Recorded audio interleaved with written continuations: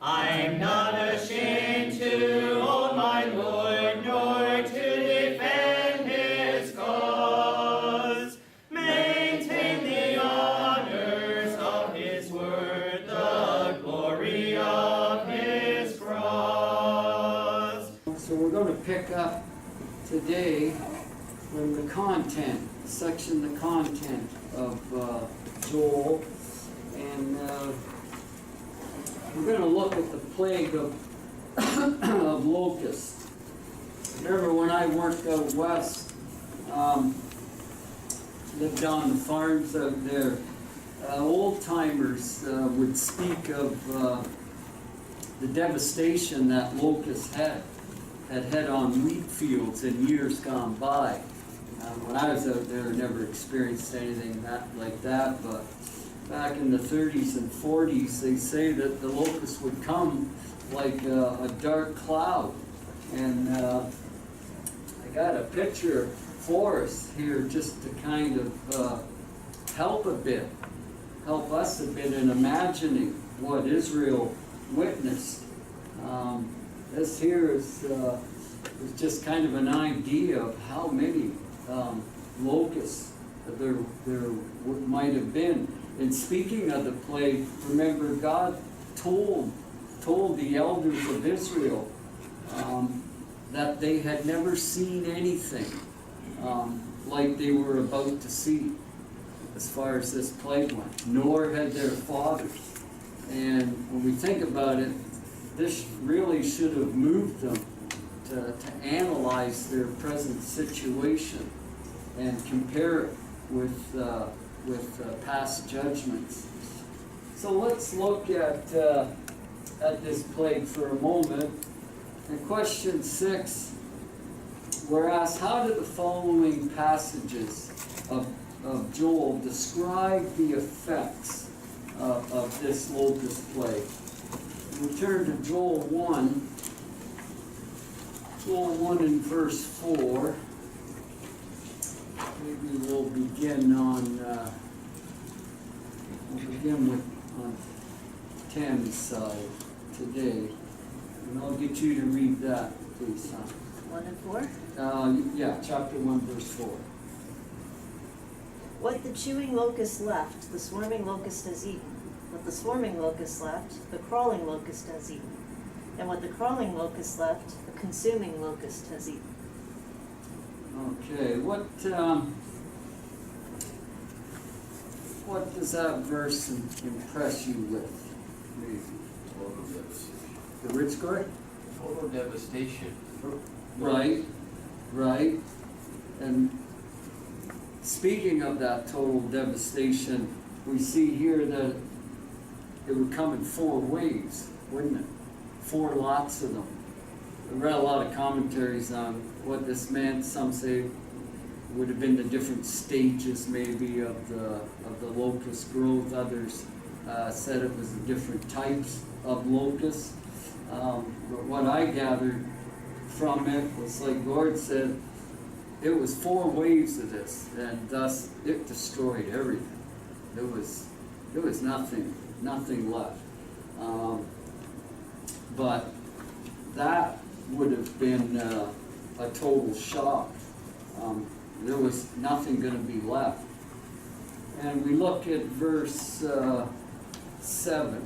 We'll get some ideas here of this plague. Verse 7, Carla? It has made my vine a waste, and my fig tree splinters. It has stripped them bare and cast them away. Their branches have become white. Okay, what do we see here that these locusts would do? Really, these scenes should leave us in awe, really. I've never witnessed anything like it. Witnessed a bit of drought. But what does it say here they're going to do to the vines and the trees? Strip all the bark off. Right, Lord, right. Not only Kill the trees. yeah. not only eat everything off the tree, they're going to kill the tree because they strip the bark right off the tree. And for that, the life of the tree would be drained, wouldn't it? It would end up dying. And verse 9, Joel 1 and 9. Gord, I'll get you to read that. The grain offering and the dark offering are cut off from the house of the Lord. The priests mourn, the ministers of the Lord. Okay, and what do you see here? The lamenting and the devastation. Right. Yeah. Anything that might have been offered to God is gone. It was devoured. The locusts destroyed it. Their grain offerings, everything was cut off. And the priests now, we see there that they're mourning those that ministered to the Lord. They thought a little too late, didn't they? They realized maybe their wrongdoings a bit too late because now everything was taken from them. At that time it seems they wished they had it. And verses 10 to 11, at least, do you want to read verse 10? The field is wasted, the land mourns, for the grain is ruined, the new wine is dried up, the oil fades. Be ashamed, O ye husbandmen, O ye vine dressers, for the wheat and the barley, because the harvest of the field is perished. Okay, what here do we see? Of course, we see the devastation again, don't we? Through the fields and the grain's ruined. No more wine now. The vineyards are destroyed. But what do you think of what are we to glean about the farmers? They're mourning. Who was that? Oh. They're mourning it because there's so much devastation. Right. They're to be ashamed now, aren't they? They feel through the sight of and their lack of thanksgiving to God, it's moved their conscience that they should be brought to shame, shouldn't they? At harvest time, when there should have been rejoicing, right? And I also picked verse 13. Verse 13. Sandy, do you want to read that, please? That's like I added one. Chapter 1 and verse 13.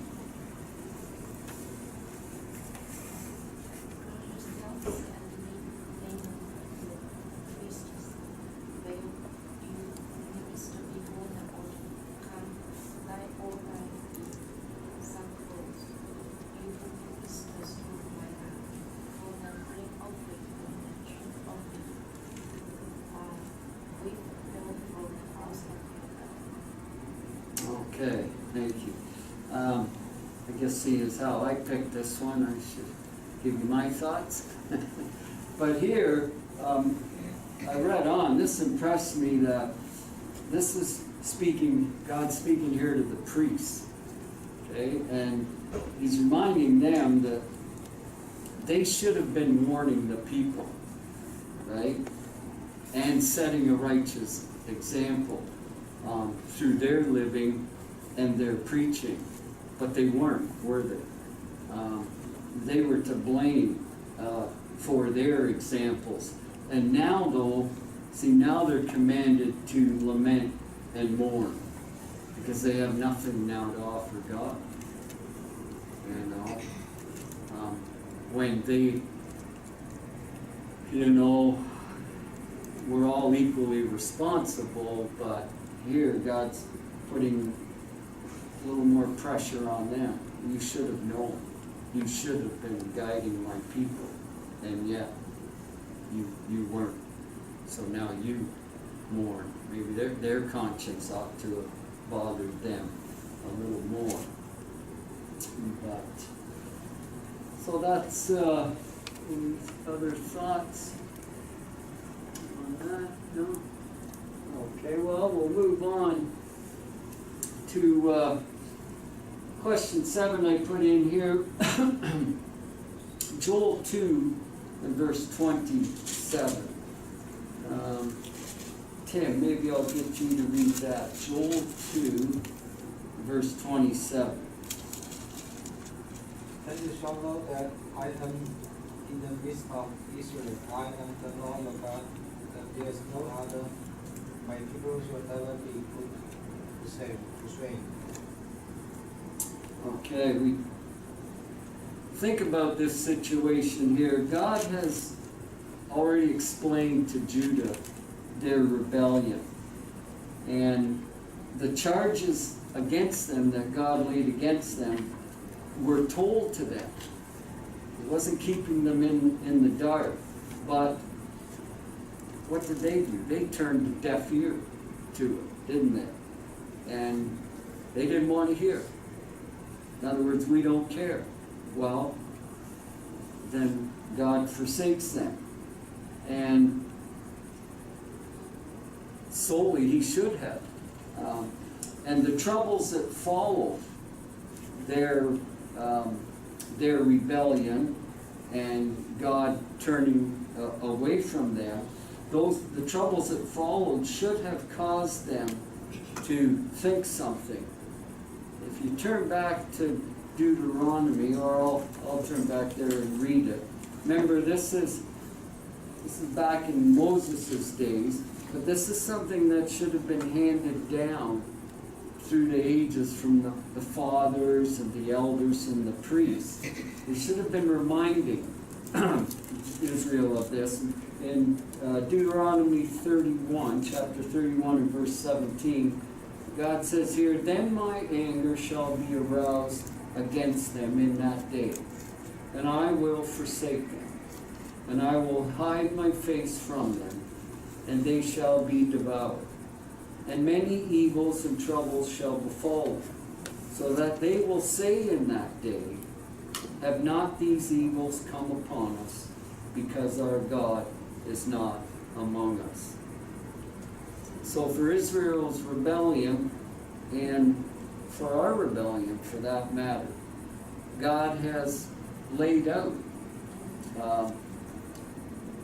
the destruction, the punishment that will be dealt our way, and also the thought of he will turn his face away from us. And they chose not to listen to any of that.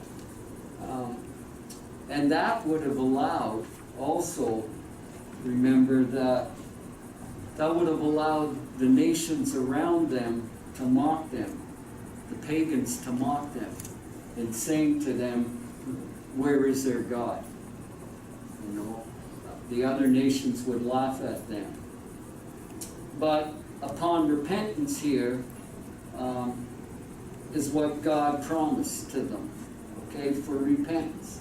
The restoration of the harvest years that had been eaten by the locust, you know, the damage the locust had done in that year, they would not have got a harvest the next year. Because remember, it would have taken all the plants, the land, time for it to come back. But when that period had ended, God promised them that there would again be plenty. And he even goes on to say that there'd be satisfaction beyond their imagination. And the result of this will be the confidence of the people that God is present. By seeing all that, by everything being restored, they would know that He is now again in their presence, and that He is their God, and that He's active on their behalf.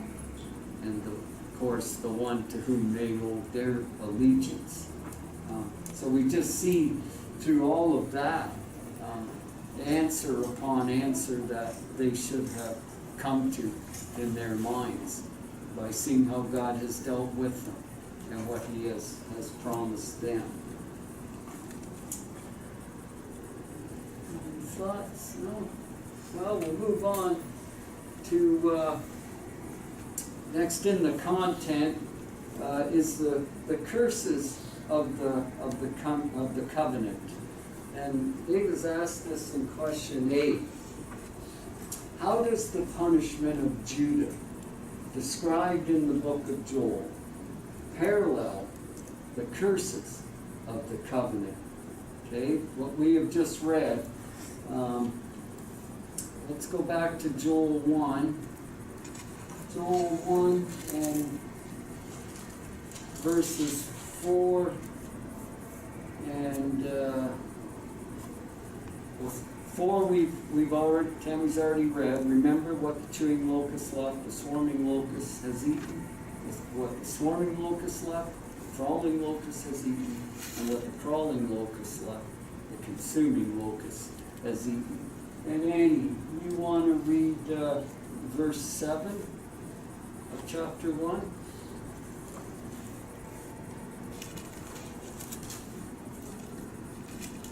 Chapter 1, Joel chapter 1, verse 7. He has made the wasteland lands and the vineyard land villages. He has strewn out their farm and the swimming down. Their branches have turned back. Okay. Now we turn back to Deuteronomy 28. Back to Deuteronomy 28, verses 38, verses 38 and 42. And this helps us to see that this should not have been a surprise to Israel. James, have you got Deuteronomy 28, 38 and 42? Says you will sow much seed in the field, but you will harvest little, because locusts will devour it. 42. Swarms of locusts will take over all your trees and the crops you of your land. Okay. So here we are, back in Moses' days, and Israel being forewarned of the curses of disobedience. This is what God is going to do to you.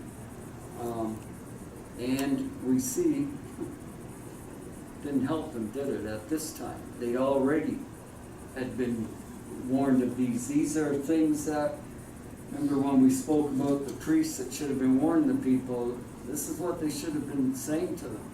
Remember the curses of the covenant? Now back to Joel 1 and verse 10. We have read these. The ones in Joel, you guys keep your fingers in Deuteronomy. And I'll read the Joel 1 and verse 10. The field is wasted, the land mourns, for the grain is ruined. The new wine is dried up, the oil fails. Okay, now back to Deuteronomy 28 and verse 40. Dion, do you want to read? Verse 40?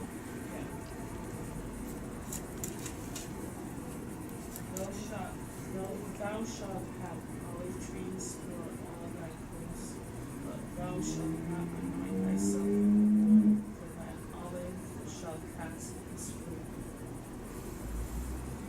Okay, so what, did I miss B? I did miss B, didn't I? Okay, well, we'll do C and go back to B. I just thought, that was strange. Okay, so what was the curse under the covenant in that verse? speaking of the trees, We'd have lots of trees that would be fruitful, but you wouldn't get to eat it or reap it. right? So that's the punishment. It's like offering someone dessert and just showing them and taking it away from them. Right, Colin, yeah. The trees would dry up, they'd be useless. The food would drop off, the fruit would drop off, and of no value. You know, it's parts of this kind of really impressed on me. I was being in farming for so many years, but you know, things that we see, we really impress upon us more, and we don't forget them. You know, I remember like in out west, the grain just before it's like ready to harvest. If we got heavy rains, you know, heavy rains, the next morning you'd get up and you'd look out over the wheat field, and something that the day before was all standing straight up and it looked beautiful, now it's all laying down because the rain, the plant can't hold the weight. So you got huge patches, acres that have laid down, and the problem with that is then when you try and combine it, well, you can't get underneath it because now it's down in the mud and things like that. It's like you get half the harvest out of something like that.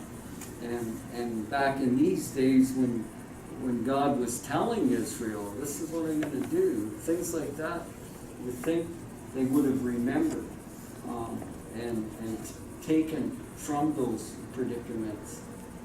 And then in 11 and 12 then,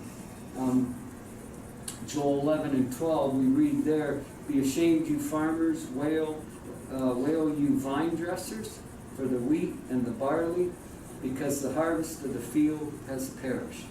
The vine has dried up, and the fig tree has withered, the pomegranate tree, the palm tree also, and the apple tree. All the trees of the field are withered. Surely joy has withered away from the sons of man." I'll go back to Deuteronomy again, 28, and read verse 39. 39.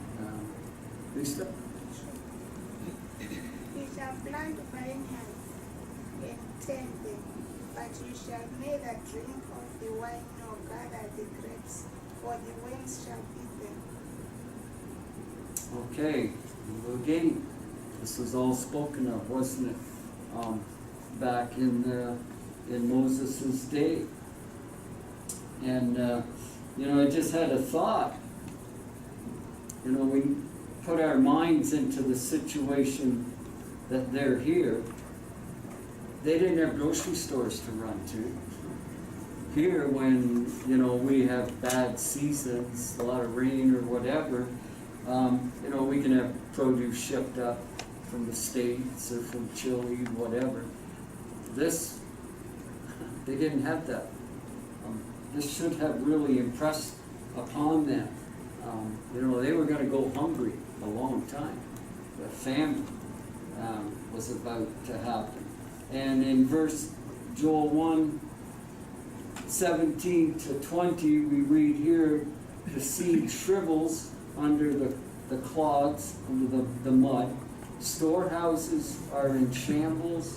Barns are broken down, for the grain has withered. How the animals groan. The herds of cattle are restless, because they have no pasture. Even the flocks of sheep suffer punishment.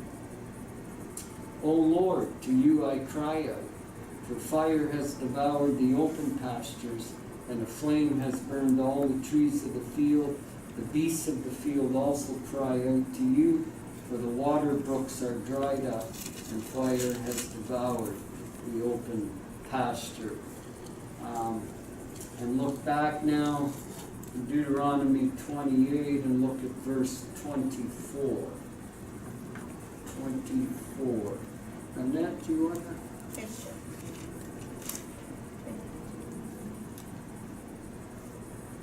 The Lord shall make the rain of thy land powder and dust. From heaven shall it come down upon thee until thou be destroyed. Okay, so back under the covenant, they were told that drought and the devastating effects from it will be brought upon the land. You know, the scene, the analogy there of fire, just everything is done, it's cooked, it's useless for them. And this is the stuff they relied on for their daily food supplies.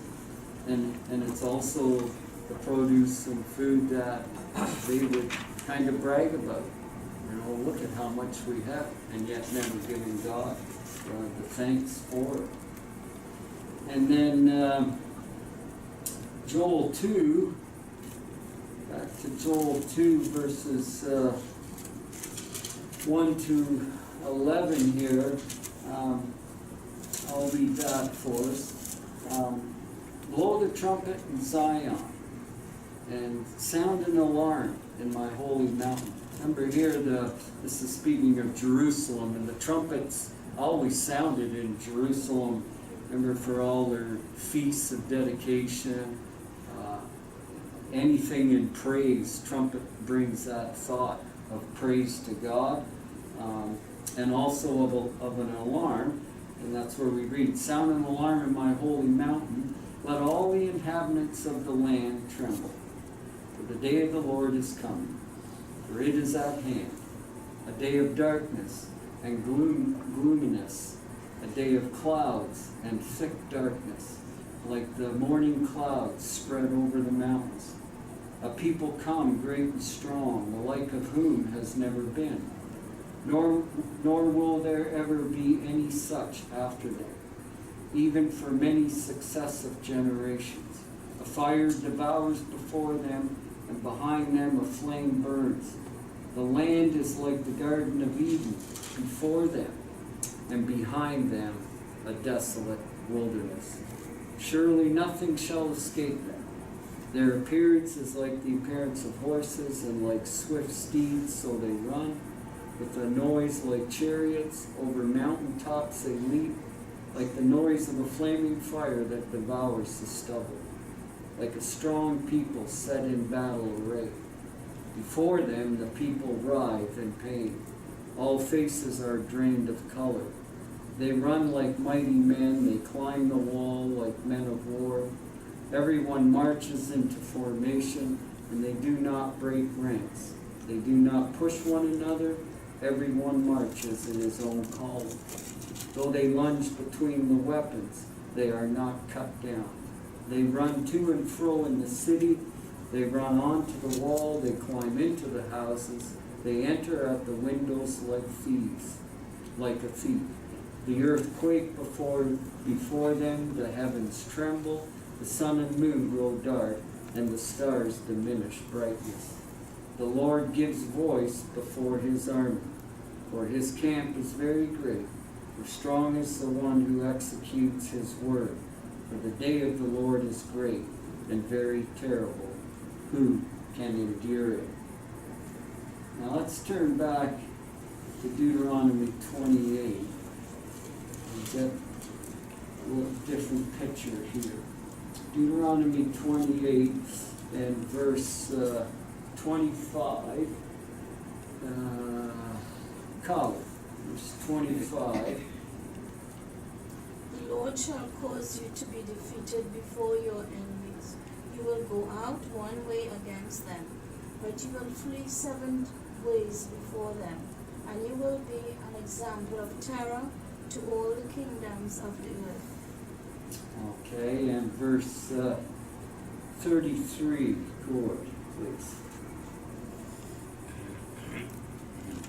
A nation that you have not known shall eat up the fruit of your ground and all your labors, and you shall be only oppressed and crushed continually. Okay, and 47 to 51, do you want to read that whole passage, Tim? Because you did not serve the Lord your God with joy and gladness of heart, for the abundance of everything, therefore you shall serve your enemies, whom the Lord will send against you, in hunger and thirst and nakedness, and in need of everything. And he will put a yoke of iron on your neck until he has destroyed you. The Lord will bring a nation against you from afar, from the end of the earth, as swift as the eagle flies, a nation whose language you will not understand, a nation of fierce countenance, which does not respect the elderly, nor show favor to the young. And they shall eat the incense of your livestock, increase of your livestock, and the produce of your land, until you are destroyed. They shall not leave you new grain or new wine or oil, or the increase of your cattle, or the offspring of your flocks, until they have destroyed you. Okay. What is the parallel here then? God's already told them here back in the curses of the covenant what would happen to them for their disobedience. And now in Joel's day, what do we see here through these verses? What do we see as far as Israel's enemies? Hey, James? Promises are not being fulfilled. Right. That's right. They've been protected by God, haven't they? They think of all the stories in Joshua's time. You know, Joshua would defeat armies 3 times his size because God was with them. But here God's telling them through their disobedience, like he's turning his back on them, and enemies are going to defeat you in war. They're going to destroy you. That ought to shaken them up a little bit. And then he goes on to say that those enemies are going to take the bounty of your land, everything that I've abundantly supplied with you, everything that you've had abundance of, it's gone. The enemies are going to take it. And then the final nail in the coffin, if you will, is that you're going to serve those nations in despair. You know, everything that I have shown my love to you, watched over you, fed you, you had abundance. Now you're going to be in captivity and serve other nations. And then the last one, Joel 2, verses 17 and 19. Here we are, back with the priests again. Let the priests who minister to the Lord weep between the porch and the altar. Let them say, spare your people, O Lord, and do not give your heritage to reproach, that the nations should rule over them. Why should they say among the peoples, where is their God? Then the Lord will be zealous for his land and pity his people. The Lord will answer and say to his people, behold, I will send you grain and new wine and oil, and you will be satisfied by them. I will no longer make you a reproach to other nations. And now,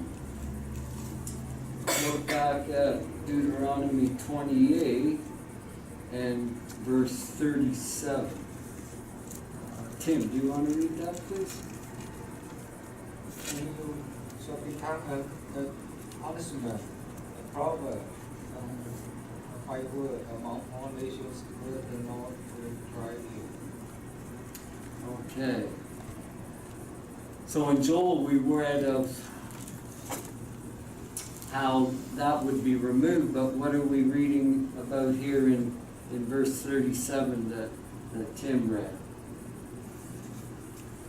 What do we read here about the effect of Israel's disobedience? We've kind of been, hey James? They'll become a thing of sorrow and scorn and ridiculed by other nations. Right. It says there, they'll become a byword. In other words, And they would be made a spectacle. So, which is Right. not a nice thing to experience. People would mock and scorn at them, and They will be like sort of the talk of the town, which is not nice. Right, Yeah. right. Which is sad. But It is sad. And the key thing there, they won't be in their own land. They'll be in places where the Lord has driven them. So they will be outside of their own land. Right, James. That's even worse, isn't it? They'll be laughed and mocked at, and they won't even be in their homeland. They'll be in captivity, you know, and they'll be laughed and mocked at because of their disobedience. Imagine those that didn't even believe in their God are now taking opportunity to laugh at them and say, where's your God? And God's told them that that's why he will depart from them. You know, and these thoughts and what Kala had said and impress on me that, you know, that can be the way it is today with us. You know, when we forsake God or when we fall into sins and traps that ensnare us, others are going to see that. And then they will take that opportunity to mock God, and all because of our actions. Yeah, well, even in New Testament it says, if you have tasted Christ and you have gone away from him, you trampled on the Son of God, and which it's like a dog going back to its own vomit, which is not it's really, I know. alone speaks for itself. Right. So that's how we will be if we turn our backs on the Lord, on those who have tasted God and gone back. Those who have never tasted the Lord, they have their own punishment set aside. Right. You don't want it, fine, you will get your punishment. But for us who leave what we've tasted, it's going to be a more sorrow punishment. Exactly. That's why the thought of how God condemned the priests for what they did, you know, we need to put ourselves in their shoes, because we have tasted God's greatness and his forgiveness. Now, by us turning our backs, we're not really different than those priests, are we? I'm not ashamed to own my Lord, nor